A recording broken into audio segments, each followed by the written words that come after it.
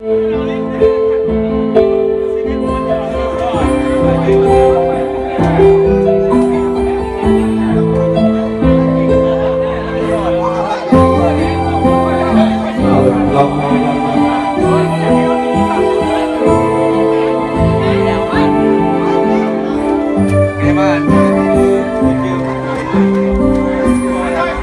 ขอบใจที่ให้เขาเอามาช่วยก็ขอบใจให้ทำสุดๆของ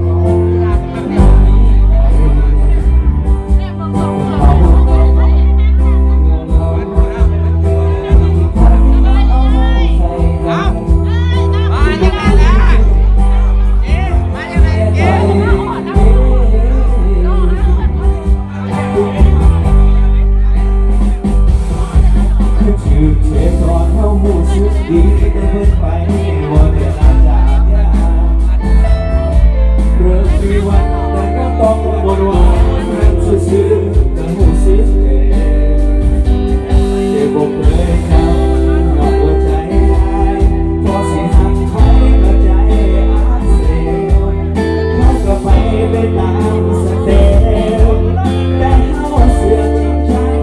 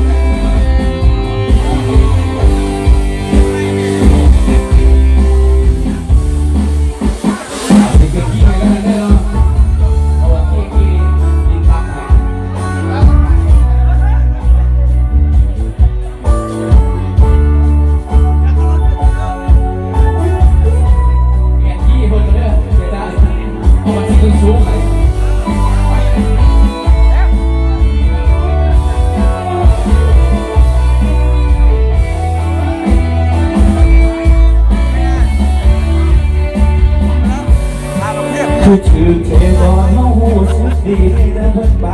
บ่ได้ลาจากยาเริ่มมีวันแต่ก็ต้องงดวันแค่ซื่อๆแต่หูสึกเองบ่เคยจำยอมว่าใจได้ก็สิหักให้แต่ใจอาเซนเขาก็ไปตามสเต็ปแต่เขาเสือกจริงใจ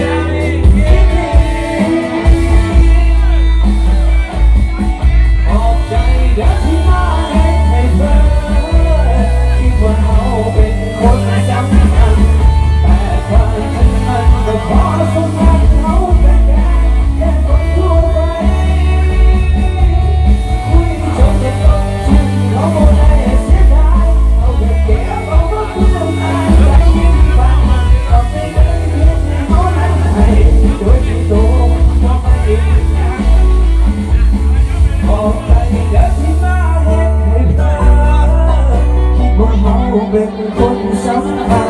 แต่ความจริงมันก็พอฉะนั้นเอาแค่คนทั่วไปคุยจบตรงสิ่งเขาไม่ได้เสียดายเอาแค่เอามาเพื่อมาไปยืนไป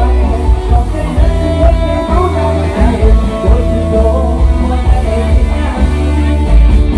เลยก็ขอได้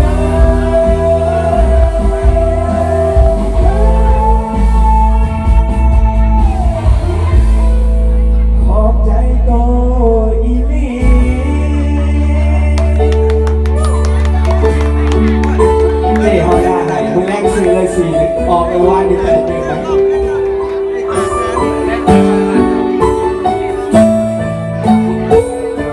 ยังลองคุยกันนะเสพเลยเนาะ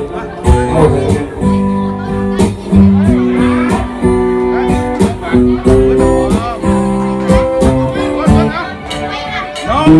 แล้วยังอยู่ที่ร้านเดิมยังอยู่ที่โต๊ะเดิมเรายกแก้วกันไป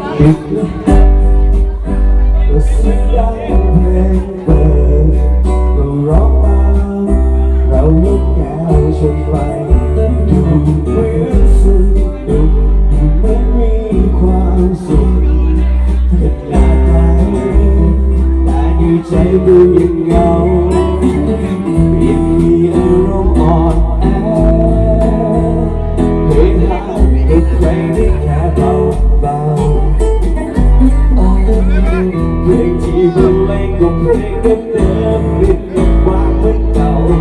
แต่ตอนนี้เราไม่รู้เป็นอะไรอ้าว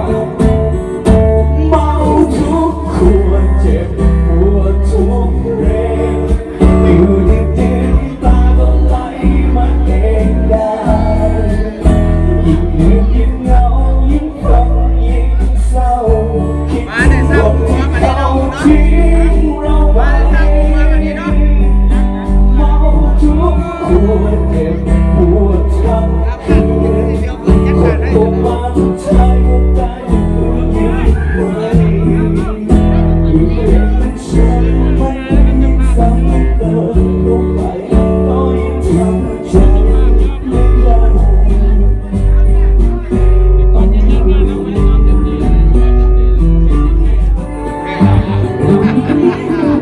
ไอ้เมาทุกคนยกมือนะพี่น้องเพลงซ่าๆน้องยินลองไม้กับลองหนักดนตรีกันจะมาเพียงเพลงจะจบเป็นบาทนะสวัสดีเปลี่ยนบรรยากาศหมอรำมาบ้าน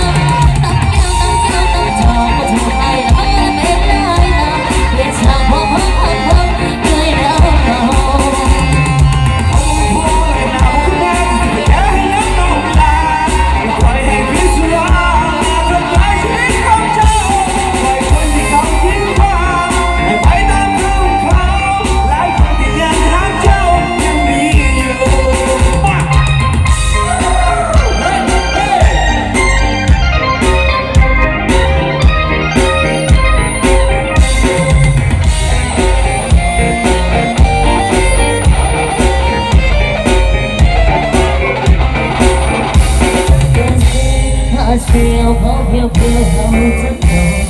โดนเสียงคนรอเพื่อเขาได้สองเป็นหาชาลีโอจะมาสุดตัวเดียวใจเลี้ยงสองกับการจากไปของคนไม่รักดี